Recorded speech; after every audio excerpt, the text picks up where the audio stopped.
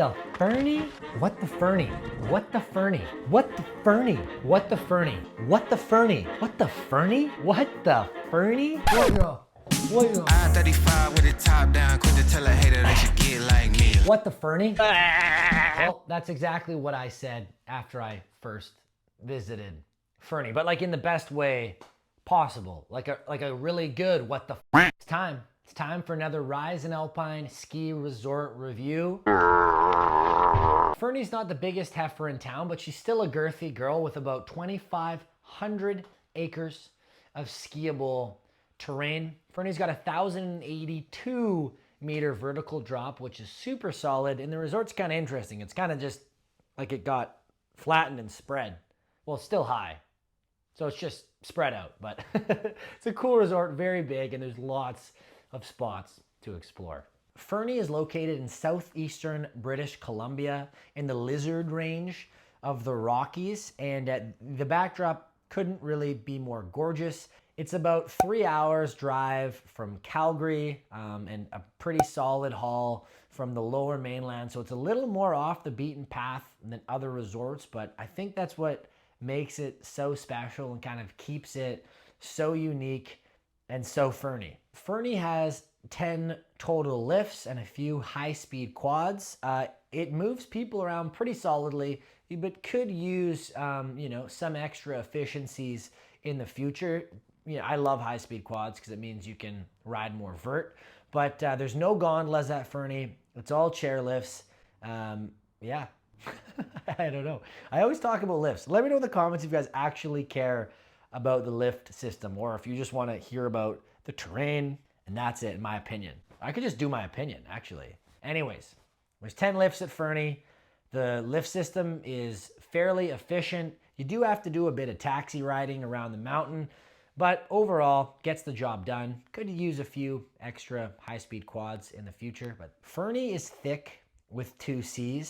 And like I said earlier, it's really quite spread. So getting around the mountain is easy, but you do have to kind of taxi around a little bit. Just look at this terrain, guys. It's just bull skiing galore here. There are 5 different bowls at Fernie. You've got the Curry Bowl, the Cedar Bowl, the Lizard Bowl, the Siberia Bowl. One more. I did pretty good there. Well, I didn't write down the last bowl. Yes, the Timber Bowl. That's kind of how it's broken down. It's super fun to be able to try and target 5 different bowls or areas in a ski day. So I really kind of like how the mountain is broken down. Each bowl is unique and has its own personality and character. Some of my favorite runs were kind of off the upper part of the Timber Bowl or into the Lizard Bowl, going back into those bowls. But to access most of this higher terrain, you're gonna have to take 2 chairs, the Timber Bowl Express, ski down, and then go up the White Pass quad chair. It'd be sweet at some point if there was a chair that just went right up to White Pass, or a Gondi. Not necessary, but would be sweet. So every time that you kind of want to do a big run, you're doing a big top to bottom, and then taking 2 chairlifts back up to the top. Some of the bowls are serviced by their own chairs, but for the most part, like for the higher runs on Timber or on Snake Ridge, you're going to end up having to take a 2-chair taxi ride. Not a big deal if there's no lines, but can make for some longer laps if ever there's lineups. The girthiness of Fernie is going to mean you're going to have to do a bit of traversing and like riding along ridges. I found it pretty fun because it allows you some time to like scope out lines. You don't lose too much fall line, but it is kind of like an off-camber resort at times, where if you want to ski, into a certain bowl or certain ridge, it's not off the chair and direct down, but makes for a fun adventure. Beginner terrain. Furnace. The furnace. Fernie is really well known for its epic, like advanced and expert terrain, but it's got lots of beginner terrain. About 30% of the mountain is dedicated to beginner runs. If you want something a lot easier, you've got the deer and the elk chair, which are great options for people learning how to ski. Everything kind of off kind of the front lower side of the mountain as well is great for beginners. And almost on every chair you can find a somewhat beginner friendly option, unless you're on the on the top, on the Polar Peak. Like, you're not gonna find a beginner option up there, but definitely a really approachable and fun mountain for skiers of all skill levels. Intermediate and carving runs. I think a cool thing about Fernie is it kind of shines in every aspect. Like, some mountains really shine for their advanced terrain, but I think Fernie is really balanced and everything is kind of awesome, especially this intermediate category. So the carving runs are an absolute blast. I had such a good lap down a run called Falling Star through the Siberia Bowl, open, long, top to bottom, rolling groomer, super sick. I also really loved Cruiser off the Bear Chair, and I think Dancer to Lizard it was called. It was also really fun. It's the kind of place, kind of reminds me of Kicking Horse, where you'll ski like a nice steep run or ski a run into a bowl, and then it'll open up and you'll get groomer turns all the way to the bottom, because a lot of the time you have to go to the bottom to taxi ride back up a couple chairs. So you're kind of getting a groomer in every single lap. And that kind of skiing, as you guys already know, is my favorite. Skiing something steep and then getting to rip a couple groomer turns. It's just like life's greatest combination, better than peanut butter jelly. It's even better than hot sauce and skiing. Maybe not. The best combo on earth.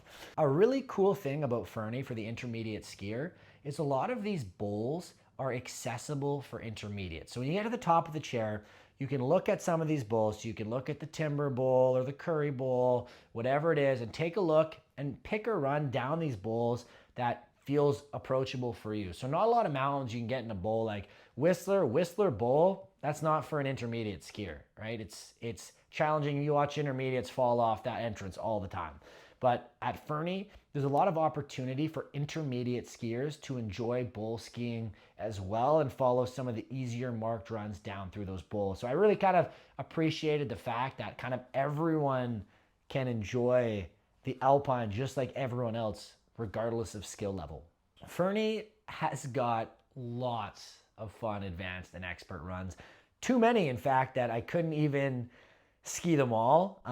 Every run was fun for me off every chair, so I don't have any specific recommendations. There's really no bad choice. And the lap I kind of kept finding myself personally doing was I'd go up the Timber Express chair, and then I'd come off, ski down White Pass, ski some sick trees, go back up, and then I'd pluck one of the ridges or one of the bowls. So maybe it was gonna be the Lizard Bowl one run. I'd get up on the bowl and, you know, drop in, find a way in. Or maybe it would be the kind of the Curry Bowl that I wanted to ski. So I'd get up on that ridge between Curry and Lizard and ski off kind of the front side of Curry all the way down to the bottom.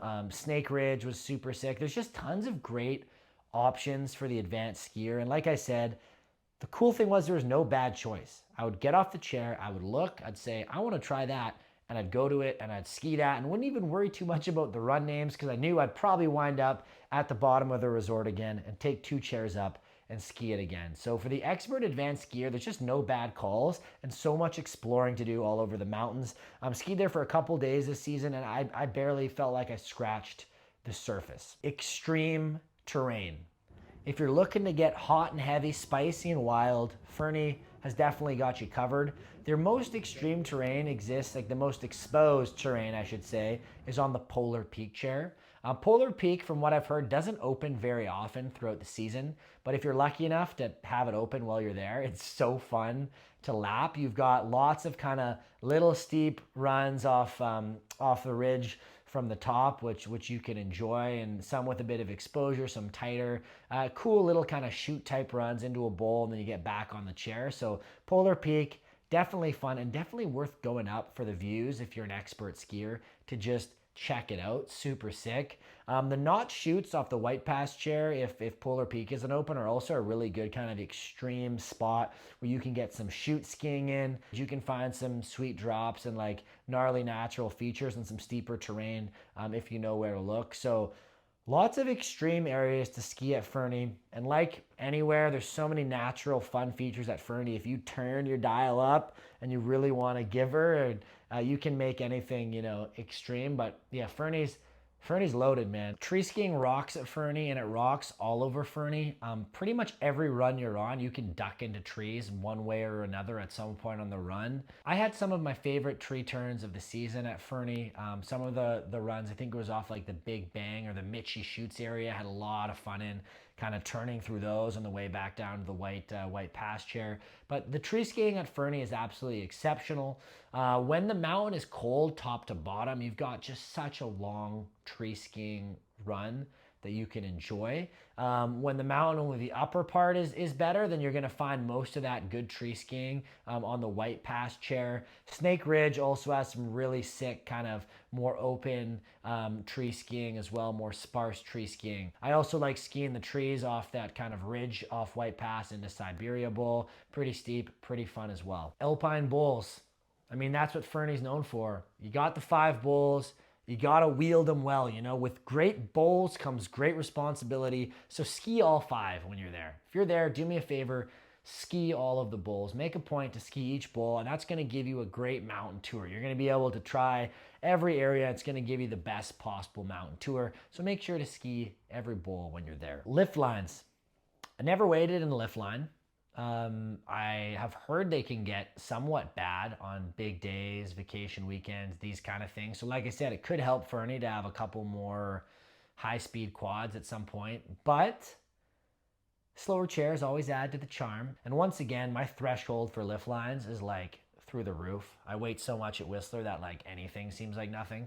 So maybe I'm not the best guy to trust, but it was ski and ski off both days that I visited Fernie. Maybe waited no more than like a minute max one time. Fernie is known for their legendary snowfall. They get about 900 centimeters or 29 feet of snow on average per season, which is a lot. Whistler's kind of around 1,300, I believe, a season, but some of those snowfalls are wet, snotty. Fernie is getting a lot of these dry, deep pow days. It's an incredible place to be on a powder day. Their average temperature is around -5 on the mountain, so it trends colder a lot of the time, but they still can have warm-ups, especially on the lower reaches of the mountain. So mid-mountain down can have warm-ups, kind of similar to how Whistler warms up from like 3/4 of the mountain down. Temperature is nice, and the snowfall is lots. So it's like getting the most snow out of like a, you know, Rockies-esque resort, which is cool. I saw some backcountry access from the Snake Ridge area. You also can like dip off into the backcountry off the Polar Peak, which would be pretty haywire.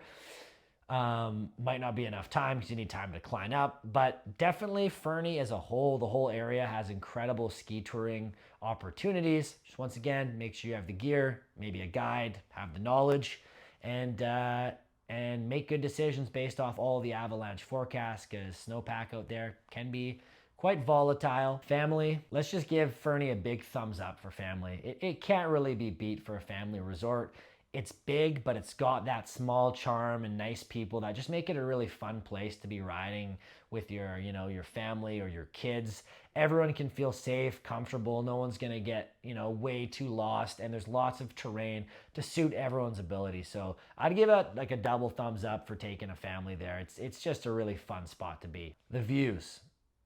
Fernie's views are absolutely epic. The first thing that really blew my mind was the big white wall of snow when you're at the top of the White Pass chair. It's like something out of Game of Thrones, just this wall, like a wall of snow.